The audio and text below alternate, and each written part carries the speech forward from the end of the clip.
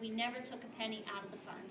The state, on the other hand, when they achieved returns of 120%, they took money out of the plan. So that's one thing I've done differently and would lobby to do the same as I've done in Washington County.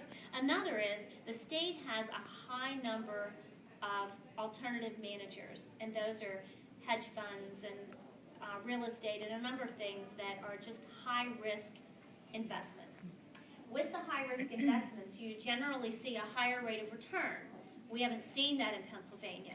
And in my plan, I have actually a graph that shows you comparatively Pennsylvania to other states, the volatility of the plan and the return. When you have these alternative managers, these high-risk investment managers, you pay high fees. And the high fees are eating away at any of the returns that we're realizing. The New York Times even did an article on April 1st, and it compared Pennsylvania's pension funds to that of the state of Georgia, and it did identify these issues that we had. In 17 years, I've given one cost of living increase to our retirees. Just one. The legislature increased their own benefits by over 25%, and then they've given generously cost of living increases, which have contributed to the problem. So you have all these things, all these decisions that were being made by all these people, and nobody's sounding the alarm that we're making bad decisions. They're going to affect us in the long term.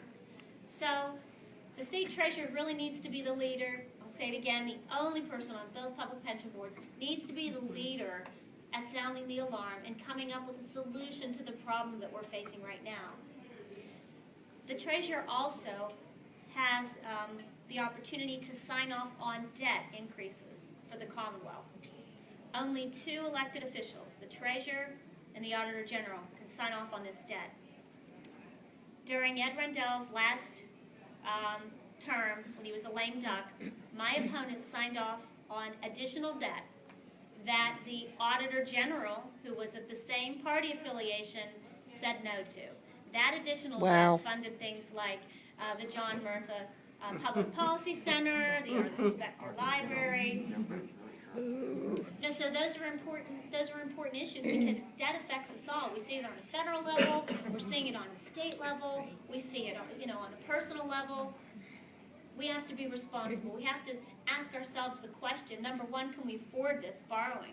Number two, is it a borrowing that makes sense? What's the return on the investment going to be? I have a different perspective coming into this because serving as a county commissioner for 17 years, I know how the state budget is going to affect you locally. I understand that.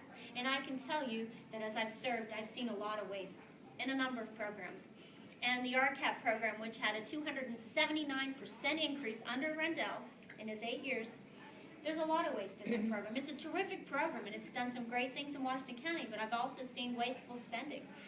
One example is there was a company that was awarded $1.76 million to move from one industrial park in the county to another place in the county. Same county. $1.76 million, and that was an allowable expense, and that was something that was approved. I didn't vote for that.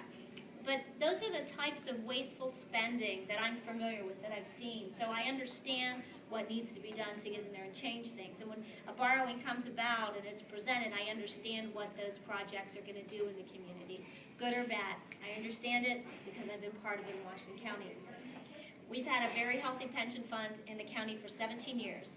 Now my opponent, who's a Harvard grad, has said he doesn't think I'm qualified. I have some college, but I don't have a degree.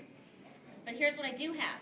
17 years worth of experience at managing a healthy pension fund. He has 3.5 years experience of doing very poorly on all of our behalf. What he did before he became state treasurer, he was a venture capitalist. He was the Wall Street power broker who was investing in